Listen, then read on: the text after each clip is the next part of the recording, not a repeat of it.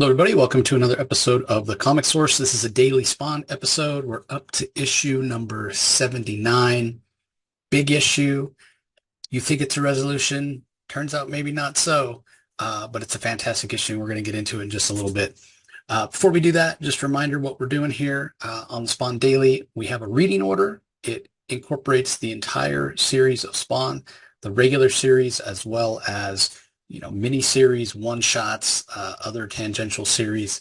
And I started off in 2022 celebrating the 30th anniversary of Spawn. Unfortunately, my co-hosts weren't able to keep up, and I kind of fell off. I didn't really want to do it on my own, but it seems like if I want to get this done, that's the way it's going to be. And so I'm perfectly fine with that.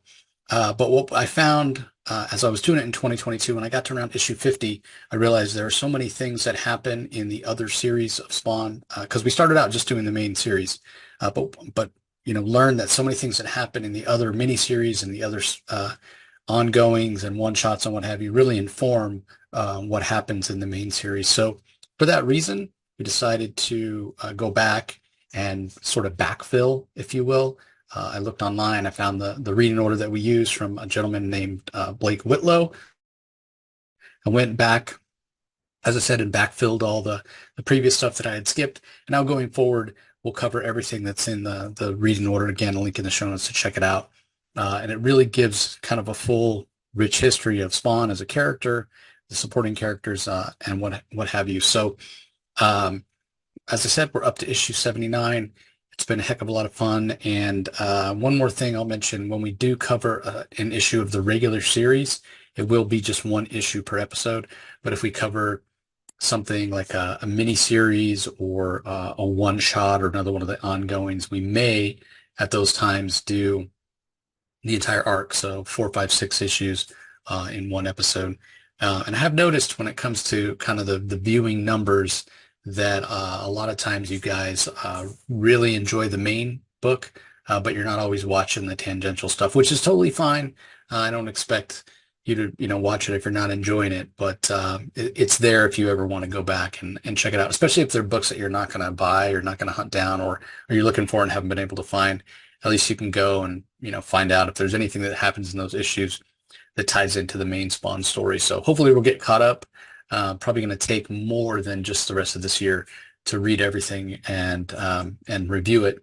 But hopefully by sometime next year, we'll be caught up to the new stuff that's coming out now. And it'll be great to be able to review that and talk about it. And then I guess we'll just keep up with the reading the Spawn daily. Maybe it won't be daily at that point. But yeah, we'll adjust as needed and keep up to date with all things Spawn. So that being said, let's go ahead and dive into the book for this week, or for this episode, I should say. Spawn 79, really cool cover here. I think it's Capullo, but it's not. Oh yeah, there it is. It's signed.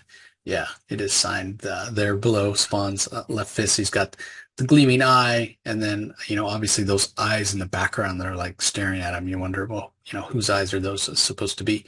So Exterminator is the name of this issue. We can see it's written by Todd McFarlane and Brian Holguin, pencils by Capullo for the interiors, Danny Miki on inks, copy editor and letterer Tom Orzechowski, colors by Brian Haberlin and Dan Kemp.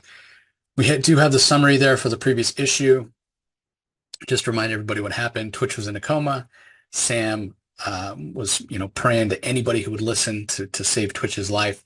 Spawn answered the call, and basically Sam and Twitch they owe Spawn, and Spawn has them doing his bidding, if you will. They're kind of like his subjects, his minions, I think is the word that I used. But really interesting to have that kind of dynamic, right? Sam and Twitch have been looking for Spawn for so long, trying to find him, and now that they're sort of beholden to him. But the other thing that's interesting is what Spawn's asking them to do, solve the murders of these homeless people in Rat City. This is not something that Sam and Twitch wouldn't do on their own, So yes, Spawn is ordering them around and telling them what to do, but is it really that bad if you're Sam and Twitch? Because like I said, this is likely something they would be doing anyway.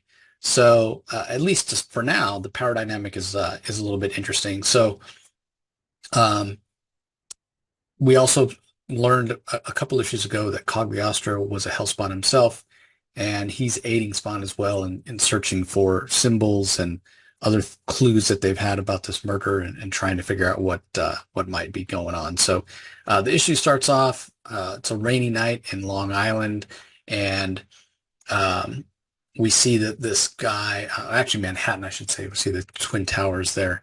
Um, and this man named Ethan Crone is making notes. He's a writer, and he's supposedly making notes on a dying city. So he says it's raining down on the street. The faceless drones, they scurry like rats, are seeking shelter. It could rain for 1,000 years. You're not gonna, wash the dirt away from the city. The filth is a part of us. So really, this cryptic, poetic writing that this guy is, Ethan Crone is talking about, and you wonder what exactly is the point of this, right? So he talks about the murderer hiding out in the faceless masses. You wonder, is this guy with his kind of cynical outlook and his flowery language, could he be perhaps the murderer?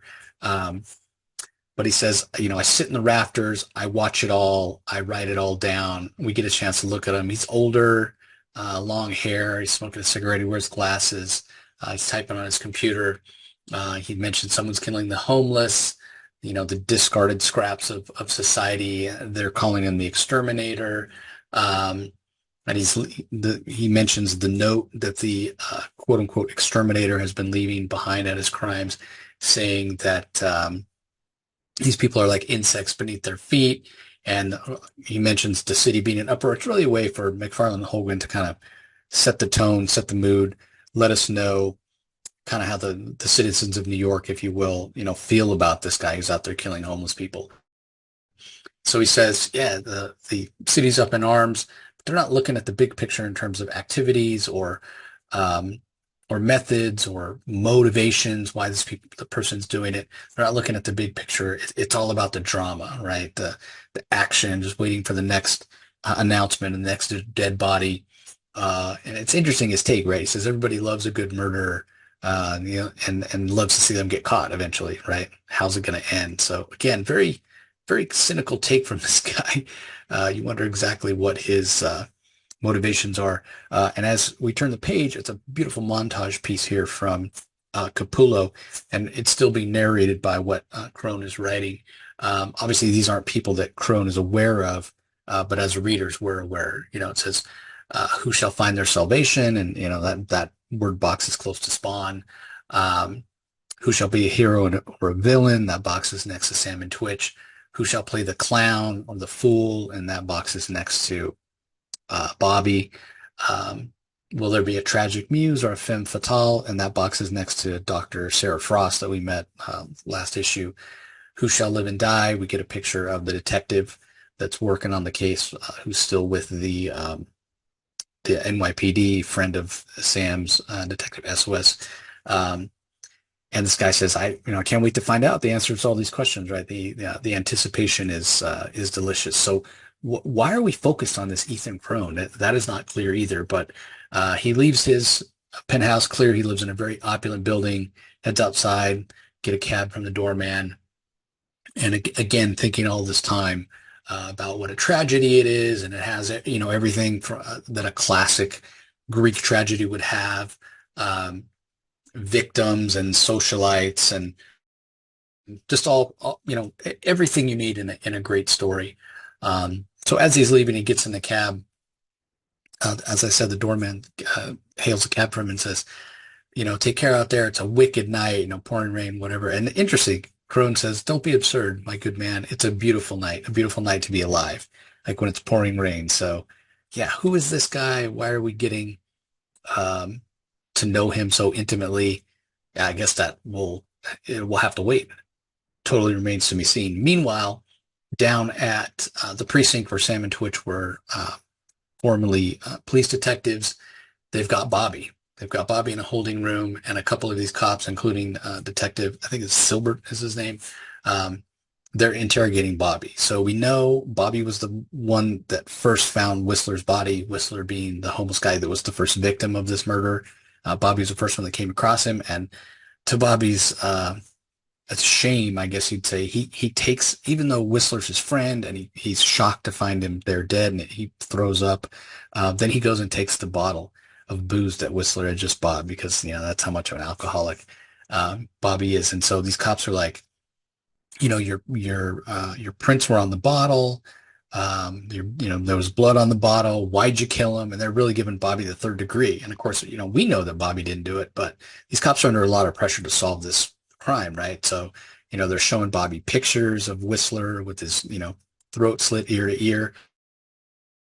Now, this is a friend of Bobby, so obviously he gets upset. And we know Bobby's pretty, he's not the toughest. He's not made of the sternest stuff. He's kind of a little bit of a pushover. And these detectives are pushing real hard. And, eventually Bobby's, crying out, please stop, leave me alone. He's like, Bootsy, Bootsy, please help me. And that just makes the cops, even more mad. They're like, who's this Bootsy? Keep crying out for Bootsy. You're all alone here. Like, are you crazy? Like, what's going on? Are you hearing voices? Is Bootsy the voice in your head that told you to kill these people? They compare Bobby to, son of Sam. And they say, okay, we're going to take a coffee break. You better think about getting a good lawyer. And Bobby, he's just distraught. He doesn't know what to do. And he comes across the card that the doctor, Sarah Frost, had given him when he was first talking to Whistler a couple of issues ago. And he was saying, she was saying, if you need help, if you ever need help, to call me. So he's thinking, maybe I should reach out to this woman and see if she can help me out. So meanwhile, outside the interrogation room at the vending machine, Silbert's talking to Sam, who's there, and he's saying, yeah, you know this guy didn't do it, right? And Silbert's trying to make small talk. I thought you laid off the candy and the junk and what have you. And Sam's like, man, I've been doing so good on my diet. This is my reward, as he gets the candy. And they're talking about the case, and again, Bobby's like, or Sam's like, there's no way this guy did it. It's a dead end. I know the pressure's on, but this guy's no killer. And Silbert's like, I can't say that. Like, he keeps talking to some imaginary playmate, and he's talking about some guy named Spawn. So yeah, Bobby's maybe saying a little bit too much, but I think even Sam definitely knows that Bobby's not behind it. And I think even Silbert, he's a good detective. He suspects as well that Bobby's not the guy. But again, he's going to do his due diligence, especially the pressure's on to solve this crime. So meanwhile, we know at the end of last issue, there was another victim, I think the fifth victim, and it was just a young girl, just a juvenile 14-year-old girl. So Spawn's at the scene of the crime, where the police tape is and what have you, and he's trying to use his newfound gifts, the gifts that he obtained when he was in Green World that allow him to kind of sense pain and what have you, to see if he can see what happened, see who's behind it. And it works relatively well, but it's super painful for him, right? Like, he hears the girl screams, he knows it's a child, she's a runaway. And, her last words were, I want to go home. I want my mommy. This must be a bad dream. And he feels all the pain and the terror and the horror that this girl felt as the killer, slashed her and removed her heart and what have you. But what Spawn can't do is he can't see the face of the killer. He can't figure out who did this. So as his vision kind of comes to the end, he notices there's a bug crawling on the floor, and he picks it up and says, what about you? What did you see? Do you know who's behind it? And as he's talking to this bug, a couple of cops show up that are supposed to be guarding the crime scene. And, tell him to put his hands up. They obviously don't know who this guy is. Of course, Spawn makes a run for it, uses his chains to kind of push the guys off, and disappears in the shadow. And so these cops are, taken aback and like, well, we better call this in. Could this be the murderer, returning to the scene like, murderers do, so they can get that thrill, or maybe they're looking for a trophy that they left behind or what have you. So yeah, Spawn is willing to do whatever he can to make this stop, but he hasn't had any luck so far. It just hasn't gotten the clue that he needs to figure out who this murderer is. So meanwhile, Sam's actually gotten to have a lunch date with this Dr. Sarah Frost, who seems to have shown some interest in him. And so they're kind of going back and forth and talking about how things have been challenging lately with Twitch getting hurt. And um, through the context of the conversation, we find out that this doctor vouched for Bobby. So Bobby did call her, and she did go and vouch for Bobby. And she was able to get Bobby released from the police. I mean, partly because they didn't have anything to hold him on, right? They didn't have any actual proof. Um, so pretty interesting. You can tell Sam's obviously very flattered and interested uh, in this doctor, and it's played for a little bit of humor here by McFarlane and Holguin as Sam is trying to open a packet of ketchup. He tears it open with his teeth, and it splashes onto the woman's face, but she takes it relatively good-naturedly, if you will. But she definitely comes across as very caring, very kind-hearted, because she's talking about why she started the outreach center and what have you. And Sam's talking about why he became a cop and all that. So as she goes off to clean herself up properly in the bathroom, the scene shifts to City Hall where there's a press conference. Again, it gives us some context on how the city is feeling about this. And we're told about the shelters that have been opened up, the emergency shelters. So homeless have some place to go at night. So hopefully there won't be any more victims. We see that Ethan Crone is there as a press conference. So perhaps he's press in some way, not just a writer. But again, it does give some context into the panic that the city is feeling. So meanwhile, Spawn's talking to Cogliostro, asking him what he knows, what he's found out, and Spawn says, I can sense it's all part of some sick game. And Cog's like, I think there's more to this than just some guy out there killing people. We need to tread carefully. And Spawn's like, you don't understand, Cog. I can feel these people. I can feel this little girl. I can feel her struggling for her last breath. I can feel the terror. He calls them my people. These are my people being killed. And they're supposed to be under my protection. And so this is my fight. I'm not going to back down. I'm not going to tread carefully. This ends right now. No one else is going to die on my watch. And whoever did this is going to pay. Like he is, fired up. So meanwhile, at the offices of Sam and Twitch, they're trying to go over everything they know about this killer, trying to figure out if there's any common denominators.